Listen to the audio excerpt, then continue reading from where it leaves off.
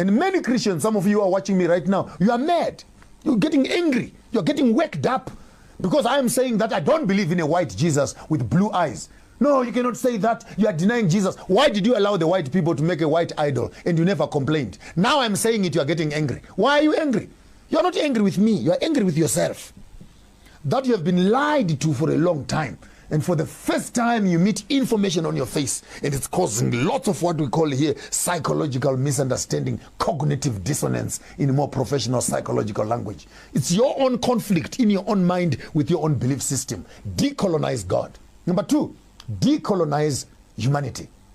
We cannot be taken only as Africans who don't have a soul. We are Africans. We are Al-Kebalam. We are Bantu. And for this reason, when they tell us that you are slaves, you are less than nothing. Africans are animals. Africans are this. Africans are this. This dehumanizes us. And if we are to use the Bible as a text, it says we are created in the image of God. And if therefore we are animals, then God is an animal also. If we are stupid, then God is stupid also. And if we are less than human, then God is also less than human. Because what we say, we are in the image of the one who created us.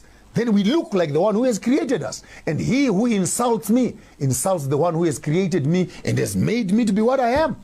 Therefore, an African must also have permission to identify with a God that looks like him.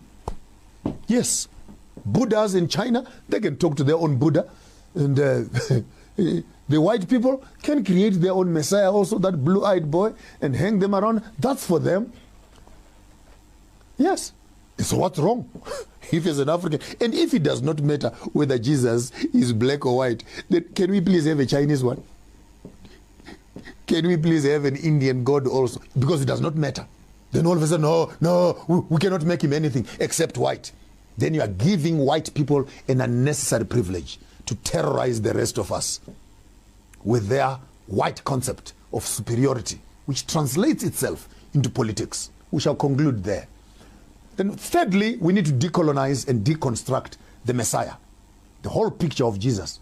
If you have a Jesus in your house, a white picture of a Jesus in your house, please burn it. That's a demon that is in your house. If you have a book that has a white picture of a white Jesus on it, please burn that book. Those are white demons. If you have a small little cross on your neck that is hanging with a white Jesus on it, that small little blue-eyed boy, burn it. That is a demon you are carrying in yourself. And we cannot as black people be calling on white demons to oppress us and invoking them, calling these white spirits to come and have superiority over us. The true God of the Bible was not a white man. Madagascar is 100 and something, 200 kilometers away from Africa. It's part of Africa. Yet North Africa, which is Israel, is separated by the Suez Canal and is not part of Africa. And this canal was dug a few days ago. Are you okay in your head? We are on the same Platonic stone, Africa and Middle East. And God created a garden east of Eden. Therefore, Africa is Eden. We need to decolonize this Jesus story and throw away a white Jesus with his idols. I don't believe in a white movie star from Hollywood who is supposed to have come around and saved me from my sins. How can a white boy with blue eyes die for Africans when they cannot even share land with us? Show me one white man who has died for a black man. Show me one white man. 25 million people dead in the sea on their way to America for slavery. 15 million people dead in Congo. 25 plus 15, 40 million plus people dead. And all their blood means nothing except the blood of a white boy. If you are going to do theology, do it correctly. Do it correctly. And give me an option. If I want to believe in a white Jesus, I'll believe in a white Jesus. If I want to believe in a black Jesus, I'll believe in a black Jesus. But if you want to be true to the biblical text, then be honest as theologians. And I'm embarrassed to be sitting here as a theologian together with some of my theological friends who have gone to school to study. And when you come out of school to study, we actually continue to promote the wrong theology and push it in front of our own people. We have become the colonizers ourselves, Uncle Toms, who are sitting on the conscience of our people. which is wrong. Which is wrong. How do you sleep at night? Taking money from widows and orphans. How do you sleep at night? Taking money from people who cannot afford food and bread because Jesus will bless them. For the past 15 years, they've been giving their offerings to you and their lives have not changed. What is the problem? Because you don't have faith. You don't have faith. When Amfundis, do you have faith in collecting money from us? So we need to understand and deconstruct the whole picture and ideology of this white Messiah. And as long as we worship a white Messiah, my submission to you is that we are not worshiping the truth of the text. This is an academic exercise we're doing here. If you want to be true to the text, please, I bought a can of Coke. Can I drink the Coke? Can I drink the Coke? Don't tell me just drink as long as you are drinking. I said I want Coke. Therefore, remove the unnecessary iconography. And when you get more academic and you study the Kemetic religion to find that issues of the Trinity, the Mother and Son, all these things are actually way found in Kemet before even the Bible was written. And the Kemetic history is older than the Bible. Then I leave to you who are academicians. Since Jesus grew up in Egypt, when he came back to teach them after 12 years, from which school was he coming from and who had taught him? That's for you who are more advanced in your spaces of study to now to do a comparative study between the biblical text and Kemetic text and see the similarities and authenticate which one is older than the other. Then position your theology correctly. That's what life is all about. And ultimately, when you come there, you decolonize God, decolonize humanity, decolonize the Messiah, decolonize salvation. Stop selling religion. Stop selling hope to the people. Give people practical solutions. Buy farms. How do you buy a factory and then convert it into a church and people come inside and they're praying for employment? Buy the factory. Create jobs. Then from the money from the factory, you can build a church. That's common sense.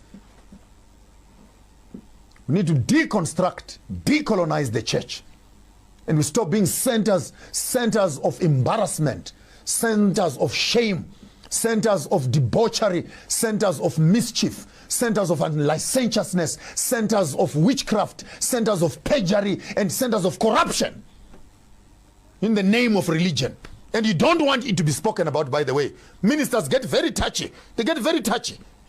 They don't want it to be spoken about because you are bringing the body of Christ into disarray. There's no body of Christ that is so rotten and evil like this. We need to fix these things as Africans because Christianity has become a partner of colonialism. I'll say it again. Christianity has become a partner of colonialism. Why am I saying that? Because after colonizing us, they were drinking coffee together. They never stood to oppose colonialism. They were benefiting from it. All your cities here have churches that are standing. The church right now in Africa owns more land than many businesses because they were in harmony with the government. May we have some land, please? They were given land. May we have some land? They were given land. Did they even condemn that what they were doing was wrong? The church was benefiting. Even now, there are churches that are still benefiting from colonialism.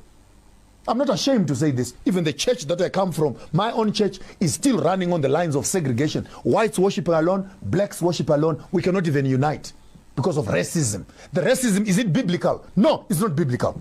But the church will not stop it because it is founded on the principles of racism and segregation. And now all of a sudden, some other white man from Europe wants to come and run a seminar in Britain of how we must manage racism. How can a racist come and teach us how not to become racist? How can a colonizer come and tell us how to decolonize ourselves? How do you have a conversation with yourself as an abuser of the system? Now you want to come and tell people how to manage and tolerate abuse. How can you be so narcissistic as an organization that you become so insensitive to the needs of the people that it is a conversation by yourself? You colonize the black people. You abuse the black people. You come around a few days later. You want to help the black people to tolerate and manage the colonialism that you gave to them. Are you okay in your head? When you finish abusing a person, when a person is abused, the most horrible thing you can do after raping someone is, oh, let me help you to clean up. Please, leave me alone. You have done what you wanted to do. Can you just get away from here? Let me find love and comfort from people that care for me, and I'll clean up my wounds. And when I am finally clean, and I come back to you and I want to deal with you. You did what you wanted to do and you walked away. When I come back and I do to you what I want to do, you don't have the right of telling me what to do and what not to do. This is where colonialism and politics fail to understand. The colonialist came here. The oppressor came here. They took land, raped the women, destroyed the infrastructure, destroyed our culture and everything else. Then they give you a democratic system with a constitution to help you to manage how to repair yourselves. We cannot tolerate that. You have done what you want to do as Europeans. Step aside. Allow us as black people to decide what we want to do with you. You can't be an abuser and be a judge of the same abuse again. Does this make sense, good people? Maybe I'm losing my mind, people. Help me here. Does it make sense? I'm a recovering, abused child of Christianity. I'm recovering from the white nonsense that had been pumped into my head from 0 to 52. Waiting and hoping for this white guy to come and assist me. How do you sell me such a horrible thing all my life? And in the morning when I wake up and I say, I have had enough of this junk. No, you can't be saying that. You can't be talking like that because you're being insensitive. No. Allow me. If I want to cry, let me cry. If I want to scream, let me scream. If you think I've lost my head and I've lost my mind, it's none of your business. Allow me to recover the way I want to recover. Even if I want to walk away from Christianity, it's none of your business. Why are you angry? Because you want to become a groupie. Oh, he is still with us. He is still with us. He's still with you where? Still with you where? When I'm with you, what difference does it make? I want to conclude by saying, I'm not saying leave Christianity. I'm not saying leave Islam.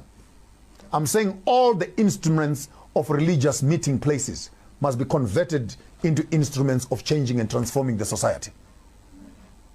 We need, therefore, to deconstruct God, decolonize him. We need, therefore, to deconstruct and decolonize humanity, deconstruct Christianity, deconstruct the Christ Messiah himself, deconstruct ecclesiology, church itself, deconstruct ecclesiology and eschatology. Stop selling people things that are in the heavens because you have failed to make them relevant on earth. Teach people to work.